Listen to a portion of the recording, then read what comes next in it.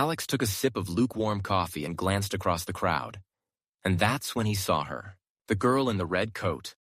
Grand Central Station roared around him, voices overlapping in fragmented conversations, footsteps echoing off marble floors, distant announcements crackling over loudspeakers. It was rush hour, and the terminal was a relentless tide of people, each one fighting their way forward, eyes fixed on their destinations, earbuds sealing them away from the world. The chandeliers overhead cast a golden glow on polished stone, but the light didn't reach the corners, where shadows lingered stubbornly. Alex adjusted his grip on his battered leather briefcase, the weight of the day settling in his shoulders. But his eyes stayed locked on her. She couldn't have been older than 6, standing motionless near a marble column. Her coat was impossibly bright, a crimson splash against the sea of muted grays and blacks of passing commuters.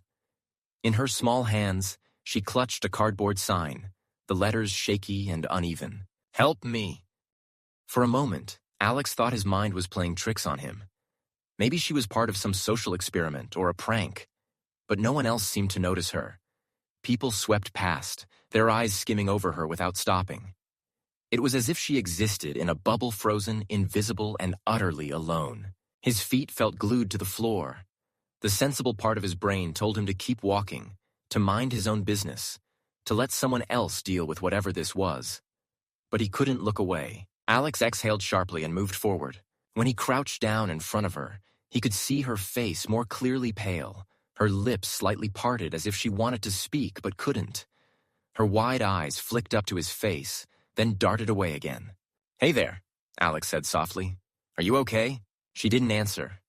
Her small shoulders were trembling under the thick fabric of her coat. Alex followed her gaze as it shifted past him. 2 men stood near a bench about 20 feet away, both wearing dark jackets and blank expressions. They weren't moving. They weren't talking. They were just watching. A sick feeling coiled in Alex's stomach. He turned back to the girl. "Are they with you?" She didn't respond, but her hand holding the cardboard sign began to tremble. His voice dropped lower. "Okay, stay here for just a second." Alex rose and flagged down a passing security guard, a man in his late 50s with tired eyes and a radio crackling at his hip. "Hey," Alex said, urgency threading through his voice. "This little girl needs help. She's holding a sign that says, 'Help me.'" The guard looked over with mild disinterest, his gaze barely flicking to the girl before settling back on Alex. "Kids pull stunts like this all the time," the guard said with a dismissive shrug. "Parents'll show up soon enough. Look at her," Alex snapped. "She's terrified. This isn't a prank. Just call someone, okay? Call someone who can actually help." The guard sighed, muttered something under his breath, and wandered away, his radio crackling faintly as he disappeared into the crowd. Alex turned back to the girl, his heart hammering now. The 2 men by the bench were no longer standing still. They were walking toward them. Slow, deliberate steps cutting through the sea of distracted commuters. Alex crouched back down and reached for her hand. It was cold, ice cold, and she flinched slightly at his touch. "Okay," he said firmly but gently. "You're coming with me. We'll find someone who'll listen." She didn't resist when he pulled her hand into his own and began moving briskly through the crowd. Behind them, the 2 men picked up their pace. The crowd felt thicker now. Every person a potential obstacle. Every turn, a dead end. Alex gripped the little girl's hand tightly, his briefcase swinging awkwardly from his other arm as they wove through the tide of commuters. His pulse thundered in his ears, drowning out the announcements blaring overhead. He glanced back. The 2 men in dark jackets were still following, their faces carved from stone, their steps steady and unhurried. They weren't panicking, and that terrified Alex more than anything else. "Hang on, kid," he muttered under his breath. "Just a little further." The girl stumbled on the hem of her red coat, her small feet struggling to keep up with his hurried steps. Alex steadied her without stopping. They needed to move faster. Up ahead, a police kiosk should have been visible. He was sure of it. But the crowd was an unyielding wall, and every pathway seemed to close just as he tried to cut through. Then he spotted it. An elevator tucked against a far wall, its doors wide open like a lifeline. "This way," Alex said, tugging the girl sharply to the left. They sprinted the last few steps, slipping inside just as the heavy steel doors began to slide shut. One of the men lunged forward, an arm outstretched, but the doors clanged shut in his face. The elevator hummed softly as it began to descend. Alex leaned against the mirrored wall, his breath coming in sharp, shallow bursts. "You okay?" he asked, his voice cracking slightly. The girl said nothing. Her small hand still clutched his tightly, her knuckles white. "What's your name?" He tried again, his voice softer this time. The girl opened her mouth slightly, but then closed it again, shaking her head. The elevator dinged, and the doors creaked open. The basement level smelled of damp concrete and mildew. The flickering fluorescent lights above cast harsh shadows over rows of crates, abandoned furniture, and stacks of forgotten equipment. It was a maze of clutter and neglect, an entirely different world hidden beneath the polished marble floors of Grand Central Station. Alex hesitated on the threshold, glancing back at the girl. "You sure this is where you want to go?" She lifted one trembling finger and pointed down a narrow hallway on the far side of the basement. "All right," Alex said, his voice barely above a whisper. "Let's keep moving." They stepped out of the elevator, and the doors slid shut behind them with a heavy metallic thud. The hallway was narrow and cold, the air thick with dust. Alex moved cautiously, his shoes scuffing softly against the concrete floor. The girl stayed close, her hand never leaving his. They stopped in front of a stack of crates. Smudged handprints, small, child-sized, were visible in the thin layer of dust covering the wood. Alex swallowed hard. "What is this place?" he muttered. From somewhere behind them, faint footsteps echoed through the basement. Slow, deliberate. Alex froze. The girl's grip on his hand tightened. The footsteps grew louder. A shadow passed briefly across the hallway entrance before disappearing again. Alex pulled the girl close, pressing them both into the narrow space between two tall stacks of crates. His breath came shallow and sharp as he strained to listen. The footsteps paused. For several agonizing seconds, there was nothing. Just silence and the distant hum of flickering lights. Then finally, the footsteps began to fade away. Alex exhaled shakily and crouched down to meet the girl's eyes. "We need to keep moving," he whispered. "Come on." They crept further into the maze of crates and shadows, each step carrying them deeper into the unknown. The air felt colder the deeper they went. The hallway widened into a large storage space filled with rows of crates, mismatched furniture, and broken-down machinery. The girl's small footsteps echoed alongside Alex's heavier ones, the sound bouncing faintly off the concrete walls. Alex paused near a large crate that had been partially pried open. Inside, he caught a glimpse of something. A pink backpack, a tiny sneaker, a crumpled stuffed animal. His stomach turned. This isn't storage," he said softly, more to himself than to the girl. Nearby, a metal door was partially ajar, a faint light spilling out from the gap. The girl pointed at it, her small finger trembling slightly. "You want me to go in there?" Alex asked, his voice tight. She nodded. With a deep breath, Alex pushed the door open just enough to slip through, pulling the girl with him. Inside was a small room windowless, with a single desk and an old metal filing cabinet against the wall. Papers were scattered across the floor, and a corkboard hung crookedly on one wall, covered in photos and maps with strings connecting points Alex couldn't decipher. But it was what sat in the corner of the room that made Alex's blood run cold. A row of small metal cages. Empty now, but the smell a mix of sweat, fear, and something metallic lingered in the air. The girl let go of Alex's hand and took a hesitant step forward, her tiny shoulders trembling. "They've been keeping people here," Alex said, his voice barely audible. "Kids." The sound of distant footsteps returned, this time faster, more purposeful. Alex spun toward the door, every nerve in his body screaming danger. "We need to go," he said, his voice tight with urgency. "Now." He grabbed the girl's hand and pulled her back into the storage area, weaving between crates and old machinery as the footsteps grew louder behind them. The girl stumbled slightly, but Alex caught her and kept moving, adrenaline overriding his exhaustion. Somewhere behind them, a voice barked sharply, though the words were lost in the echoing space. A faint light ahead signaled another exit, a maintenance tunnel or a back corridor. Alex pushed forward, his breath ragged, his pulse hammering in his ears. When they finally stumbled into the narrow corridor, Alex slammed the metal door shut behind them, bracing it with his shoulder as he gasped for air. The girl clung to his side, her small face pressed against his arm. For a moment there was silence again. Alex looked down at her and managed a weak smile. "We're going to get out of this," he said. "I promise." But even as he said it, doubt gnawed at the edges of his mind. Somewhere deep in the shadows behind them, the faint echo of footsteps began again. The corridor was narrow, barely wide enough for Alex to move without scraping his shoulders against the peeling concrete walls. Flickering fluorescent lights overhead buzzed intermittently, casting eerie shadows that danced at the edges of his vision. The girl stayed close, her hands still wrapped tightly in his. Her coat, impossibly bright even in the dim corridor, felt like a beacon, a warning flag waving in enemy territory. Behind them, the faint sound of hurried footsteps echoed again. They weren't far. "Keep going," Alex whispered, more to himself than to her. His breaths came sharp and ragged as they moved deeper into the maze of maintenance tunnels. A faint breeze stirred the stale air, carrying with it the smell of rust and something faintly metallic. Up ahead, Alex spotted a junction where the corridor split into two paths. He paused, his chest heaving, sweat dripping from his brow. "Left or right?" he muttered, glancing back down at the girl.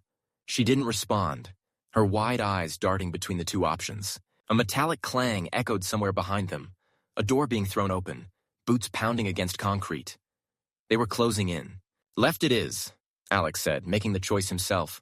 He pulled her down the left tunnel, the faint glow of red emergency lights guiding them deeper into the bowels of the station. The sound of pursuit grew fainter, but Alex knew better than to slow down. They reached another door, a heavy metal one with peeling paint and rust gathering along its hinges. A faded sign bolted to the door read, "Authorized personnel only." Alex shoved it open with his shoulder, wincing as it groaned loudly in protest. On the other side was a cavernous space, some kind of underground storage bay. Stacks of wooden crates and rusted metal barrels filled the room, creating narrow aisles and blind corners.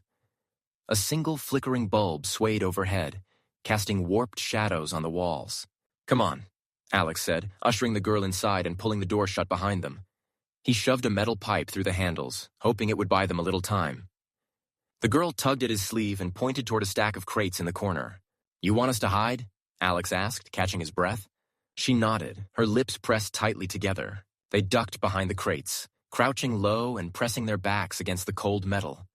Alex could feel the girl trembling beside him, her small body racked with silent shivers. "Shh," Alex whispered, placing a gentle hand on her shoulder. "They won't find us here." But he wasn't sure he believed that. Minutes passed. Maybe more. Alex couldn't tell anymore. Time had become elastic, stretching and snapping unpredictably. Then the door rattled. A muffled voice barked orders, and the sharp sound of boots striking concrete filled the room. The men had followed them here. Alex tightened his grip on the girl's shoulder, his free hand clutching a nearby length of rusted pipe. It wasn't much, but it was better than nothing. Through the narrow gaps between the crates, Alex caught glimpses of movement-dark figures weaving between barrels and crates, flashlights cutting pale beams through the shadows. "Check every corner," one of the men growled. Alex held his breath, pressing himself and the girl as far back as their hiding spot would allow. A flashlight beam swept past their position, lingering for a split second before moving on.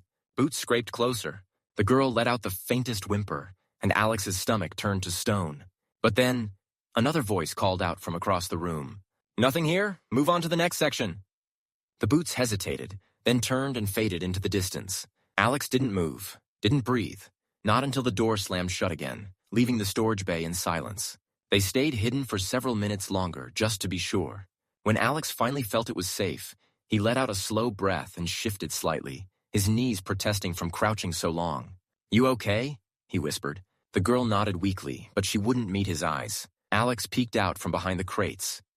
The room was empty again, though the faint hum of distant machinery suggested the world above them continued on, blissfully unaware of what was happening below. "We can't stay here," Alex said, mostly to himself. "We need to find another way out." The girl reached into her coat pocket and pulled out something small and crumpled a scrap of paper. She held it out to Alex with trembling fingers. He took it carefully and smoothed it out. The paper was dirty and smudged, but the handwriting was clear enough. "Tunnel 42, midnight." Beneath the words was a rough sketch of a tunnel map, with a series of arrows leading toward what looked like an exit point. "What is this?" Alex murmured. "Where did you get this?" The girl didn't answer, her lips pressed tightly together. Alex ran a hand through his hair. Midnight. He glanced at his watch. It was already past 10. Whatever was happening in Tunnel 42, it was happening soon. "Okay," he said, folding the note and tucking it into his pocket. "We'll follow this. It's better than wandering blind down here." He stood and helped the girl to her feet. The storage bay had another door on the far side, marked with faded yellow paint. Alex led the girl toward it cautiously, listening for any signs of movement. The door creaked open, revealing another corridor, this one narrower and poorly lit, with exposed pipes running along the ceiling. "We're getting out of here," Alex said firmly. "I promise." The girl didn't say a word, but when Alex reached back for her hand, she took it without hesitation. They walked into the shadows, following the faint map scribbled on that dirty scrap of paper, while somewhere behind them, the men in dark jackets were surely regrouping, preparing to tighten the noose. And midnight was approaching fast. The narrow corridor stretched on, illuminated only by occasional flickering lights overhead. Rusted pipes ran along the ceiling, some dripping water into shallow puddles on the floor. Alex's shoes squelched with each step, and the girl's small boots tapped softly beside him. He pulled the crumpled map from his pocket, holding it close to his face. The sketch was rough, hastily drawn lines with arrows pointing toward what he hoped was an exit. "Tunnel 42, he muttered under his breath. "Just keep following the arrows." The girl stayed silent, her small hand still gripping his. Her red coat seemed almost too bright down here, a jarring splash of color against the rusted pipes and damp concrete. They turned a corner, and Alex stopped short. The corridor split again, one path descending into a darker tunnel, the other curving sharply to the right. He glanced at the map again, squinting at the scribbled arrows. The ink had smudged in places, but one faint line seemed to point downward. "This way," Alex said, his voice low. The downward tunnel was steeper than he expected, the floor slick with moisture. He guided the girl carefully, keeping her close as they descended into the deeper levels of the underground labyrinth. A faint sound reached his ears' distant machinery, like the grinding of gears or the hum of engines. It was far away, but growing louder with every step. They emerged into a larger chamber, a vast open space with towering concrete columns stretching up into darkness. Train tracks crisscrossed the floor, vanishing into tunnels on either side. Alex spotted an old maintenance cart resting on one set of tracks, its rusted wheels barely visible in the dim light. Beyond it, a faded sign was bolted to one of the columns. "Tunnel 42. Relief washed over him. "We're close," he said, squeezing the girl's hand. But as they started forward, something shifted in the darkness. A faint shuffle. A cough. Alex froze, holding the girl back. He scanned the shadows, his heart pounding. Two figures stepped out from behind a stack of wooden pallets. It wasn't the men from before. These figures were younger, scruffier. One was a wiry man with a patchy beard and a filthy hoodie. The other was a woman with hollow eyes and shaking hands clutching a rusted crowbar. "Well, well," the man said, his voice slick with mockery. "What do we have here?" Alex raised a hand, trying to keep his voice steady. "We don't want any trouble. We're just passing through." The woman's eyes darted toward the girl, her grip on the crowbar tightening. "Passing through where?" the man said, taking a slow step forward. "Nobody just wanders down here, friend."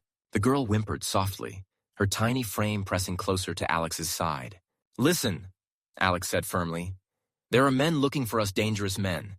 You don't want to get caught up in this." For a long moment, the two figures stared at him. Then, without another word, the woman let out a shaky breath and lowered her crowbar. "Go," she muttered, her voice barely audible. "Just go." The man looked like he wanted to argue. But something in Alex's eyes, or perhaps the girl's silent, trembling form, made him hesitate. "Come on," Alex whispered, pulling the girl forward. They moved past the two figures and followed the arrow toward Tunnel 42. Behind them, the faint sound of the man's muttering voice faded into the shadows. The entrance to Tunnel 42 was marked by a heavy steel door, its paint chipped and rusted with age. Alex hesitated for just a moment before gripping the handle and pulling it open. A blast of cold air hit them, carrying with it the unmistakable scent of damp earth and old metal. The tunnel stretched endlessly into the dark, faint lights placed sporadically along the walls. The ground was uneven, littered with discarded tools and scraps of metal. "This has to lead somewhere," Alex said under his breath. They walked in silence, the girl's tiny footsteps echoing alongside his own. As they rounded a bend, Alex spotted something ahead, a makeshift station of some kind. Crates were stacked haphazardly, and a folding table had been set up beneath a single hanging light bulb. Papers, maps, and plastic containers were scattered across its surface, but it was what lay beyond the table that stopped Alex cold. A row of cages, small rusted cages lined up against the far wall. Some were empty, doors hanging open like gaping mouths. Others still had clothing inside, a child's shoe here, a faded scarf there.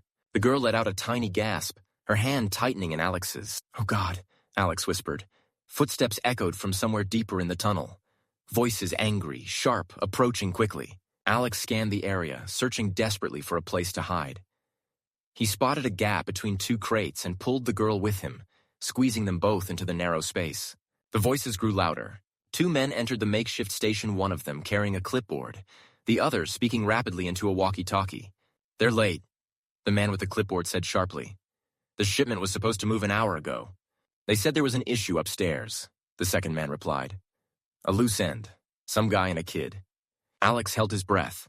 The man with the clipboard cursed under his breath and slammed it down onto the table. "If this doesn't move tonight, we're screwed. The client doesn't wait." The two men continued arguing as they moved deeper into the tunnel, their voices fading into the distance. When the sound of their footsteps finally disappeared, Alex exhaled slowly and pulled the girl out from their hiding spot. His hands were shaking as he scanned the table, searching for anything: maps, keys, a plan. And then he spotted it, a small keyring hanging from a hook on the table's edge. Alex grabbed it, his knuckles white around the metal keys. "We're getting out of here," he said, his voice low but resolute. "And we're taking anyone else we can find with us." The girl looked up at him, her eyes wide and glistening with tears. Alex crouched down to her level, gripping her shoulders gently. "No one's ever going to hurt you again," he said. "I promise." He stood, clutching the keys in one hand and the girl's hand in the other, and turned toward the rows of cages. The faint sound of machinery started up again somewhere in the distance. A low rumble, like a train engine preparing to move. Midnight was almost here. The low hum of machinery vibrated through the steel floor beneath Alex's feet. Somewhere deep in the tunnel system, something massive had been set into motion. A train, perhaps, or another part of the trafficking operation shifting into gear. Midnight was minutes away. The girl clutched Alex's hand tighter as they approached the first cage. Alex fumbled with the keyring, his trembling fingers struggling to sort through the assortment of rusted keys. The first cage was empty, its door hanging ajar. The second had a child's coat balled up in the corner, stained with something dark. Alex swallowed the bile rising in his throat and kept moving. The third cage held a boy older than 10, his face smeared with dirt, his knees pulled tightly to his chest. His wide eyes locked onto Alex and the girl. "Hey," Alex said softly, crouching low. "It's okay. I'm here to help. We're getting out of here." The boy didn't move, didn't blink. He just stared at them with hollow eyes. Alex shoved a key into the lock, twisting hard until he heard a faint click. The cage door creaked open. The boy flinched. "Come on," Alex urged. "It's okay." Slowly, the boy unfolded himself and crawled out of the cage. His movements were stiff, mechanical, like he hadn't stood in days. Alex helped him to his feet, placing the boy's small hand in the girl's. "Stay close to each other, okay? We'll get out together." He moved to the next cage.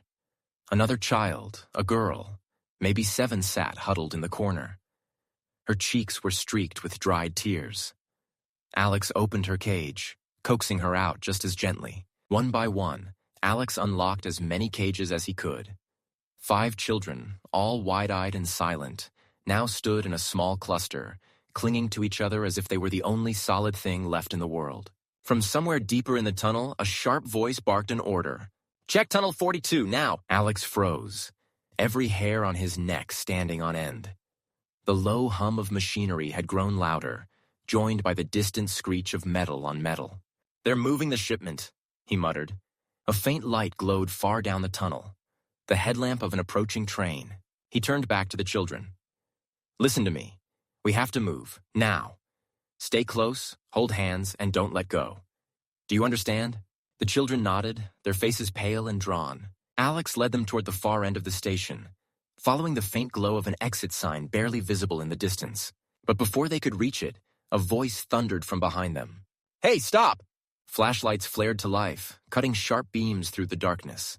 Shadows moved 3, maybe 4 men charging toward them from the entrance. "Run!" Alex shouted. The children bolted, their small feet pattering against the steel floor as they followed Alex toward the exit. Behind them, the shouts grew louder. Boots pounded on metal. A single gunshot rang out, the sound ricocheting through the tunnel like a whip crack. Alex didn't look back. Ahead, the exit sign grew brighter. A door. Safety. But then the train's horn blared a low, guttural roar that shook the walls. The headlamp's glow was nearly upon them, and the steel wheels screeched against the tracks. Alex spotted a narrow side passage just off the tracks and veered sharply to the left, pulling the group with him. They tumbled into the passageway just as the freight train thundered past, its massive metal cars streaking by inches from where they huddled against the wall. The noise was deafening, the wind from its passing hot and sharp. When the final car disappeared into the darkness, the tunnel fell silent again. Alex's ears rang, his chest heaved, but they were alive. The children huddled close to him, their small faces streaked with grime and fear. "Come on," Alex said hoarsely, pushing himself to his feet. "We're almost there." The side passage wound upward, the incline steep and narrow. The faint smell of fresh air teased Alex's senses as they climbed, pulling themselves step by step out of the suffocating darkness. At the top, they found a grated maintenance door secured with a heavy padlock. Alex fumbled with the keys again, his hands slick with sweat, the sound of distant voices still faintly audible behind them. Finally, the padlock clicked open. He shoved the door outward, and cold night air washed over them. They emerged into an alley behind a chain-link fence, the faint glow of streetlights washing over cracked pavement. Cars hissed by in the distance, their headlights like fleeting specters in the night. The children stumbled out behind Alex, blinking against the sudden exposure. The girl in the red coat stayed close to his side, clutching his hand with a force that surprised him. Alex scanned the alley and spotted a small convenience store on the corner. "Come on, about," he said, guiding them toward the faint neon glow of the store's sign. They crossed the street, their small cluster huddled together under the flickering light of a buzzing sign. Alex pushed open the door, and a bell chimed faintly. A middle-aged cashier looked up from behind the counter, his eyes widening as he took in the disheveled man and the silent group of children trailing behind him. "Help," Alex said, his voice breaking. "Call the police, please." The cashier nodded, fumbling for the phone. Alex leaned heavily against the counter, his knees threatening to give out. The children clung together near the candy display, their hollow eyes darting around the brightly lit store. The girl in the red coat turned to Alex. For the first time, she spoke. Her voice was small, fragile, but steady. "Thank you." Alex's vision blurred with tears. Somewhere in the distance, faint sirens began to wail, a sound that had never felt more like salvation. Hours later, Alex sat on the back bumper of an ambulance parked outside the station. Red and blue lights painted the night in fleeting shades of chaos. Officers bustled around, crime scene tape flapped in the breeze, and reporters stood behind barricades, their cameras flashing. The children had been taken into protective custody. Each one was wrapped in a blanket, their faces pale but safe. The girl in the red coat sat nearby, a social worker kneeling beside her. She turned briefly and met Alex's eyes, giving him a small nod. A detective approached Alex, his expression grim but grateful. "You saved their lives tonight," he said. Alex looked down at his trembling hands. I couldn't walk away." The detective nodded slowly. "Sometimes," he said, "that's all it takes." The detective walked away, leaving Alex in the faint glow of the ambulance lights. The night was still, the air heavy with the weight of everything that had happened. Alex closed his eyes and let out a long, shuddering breath. Sometimes doing the right thing wasn't easy. But tonight, it had been necessary. The sun rose hesitantly over the city skyline, its golden light slicing through the lingering shadows of the night before. Grand Central Station stood silent now, crime scene tape fluttering at its entrances, police cruisers parked haphazardly along the curb. The hum of activity had been replaced with the quiet efficiency of an ongoing investigation. Alex sat on a bench just outside the station, a disposable coffee cup cradled between his hands. His clothes were still wrinkled, stained with dirt and sweat, his tie long discarded. The ache in his body felt permanent now, a dull weight pressing on every joint, every nerve. He stared blankly at the rising sun, the events of the night playing on a loop in his mind, the girl's trembling hands, the hollow stares of the children in the cages, the sound of boots pounding on steel behind them. A soft voice broke through his haze. "Mr. Carter?" He turned to see a woman standing nearby, a crisp coat wrapped tightly around her, a badge clipped to her belt. Detective Sarah Collins. Her face was kind, though the exhaustion in her eyes mirrored his own. "Do you mind if I sit?" she asked. Alex nodded, gesturing vaguely to the empty space beside him. Detective Collins lowered herself onto the bench, her hands clasped in her lap. "You did something remarkable last night," she said after a moment. "You saved those children, Alex." Alex shook his head. I almost didn't. If I had just walked past her, if I hadn't. His voice caught, and he looked away, blinking rapidly. I almost didn't stop, but you did, Collins said gently. And because of that, 5 kids are alive today. That little girl is alive today. Alex took a slow sip of his coffee, his throat tight. Do you know her name yet? The girl in the red coat? Collins nodded faintly. Sophia. Her name is Sophia. The sound of it settled over Alex like a blanket, both heavy and soft. Collins hesitated before speaking again. We've been tracking this operation for months. Trafficking networks like this. They're smart, well-funded, and they have connections in places you wouldn't believe. You being there last night, it wasn't luck, Alex. You were meant to see her. Alex shook his head again, his voice hoarse. I'm not some hero, detective. I was scared out of my mind. I still am. Heroes aren't fearless, Collins said softly. They're just people who act despite being afraid. They sat in silence for a while, the distant sounds of the waking city filling the space between them. Finally, Collins stood, adjusting her coat. There's still a long road ahead. Investigations like this take time, and the people behind it. They won't give up easily. But you've given us something we didn't have before, a crack in their armor. She turned to leave, but paused and looked back at him. Get some rest, Alex. You've done enough for now. Alex watched her walk away, her figure blending into the morning crowd as life began to flow around him again. It was nearly noon when Alex finally found the courage to visit the children's shelter. The building was nondescript, tucked between 2 apartment complexes on a quiet street. A small playground sat out front, its swings creaking softly in the breeze. Inside, the scent of disinfectant mixed with the faint aroma of crayons and warm soup. The receptionist greeted Alex with a tired smile, recognizing him instantly. They're in the playroom, she said softly, pointing down the hallway. The playroom was a burst of color-painted murals on the walls, stuffed animals scattered across the floor, tiny chairs arranged in haphazard circles. Sophia sat in a corner by a low window, a coloring book spread open in front of her. She was still wearing the same red coat, though now it was clean. The grime and fear of the night before washed away. Alex hesitated in the doorway, suddenly unsure if he should be here. But Sophia looked up. Their eyes met, and for a brief moment neither of them moved. Then slowly she set down her crayon and walked toward him. She stopped a few feet away, looking up at him with those same wide eyes. Hi, Alex said softly. Sophia said nothing, but after a moment, she reached out and took his hand. Her small fingers curled around his, warm and steady. For the first time since the night before, Alex felt something shift inside him. A fragile crack of light breaking through the heavy fog. A caretaker appeared in the doorway behind him. She's been asking about you all morning, she said softly. Alex crouched down so he was eye level with Sophia. You're safe now, he said.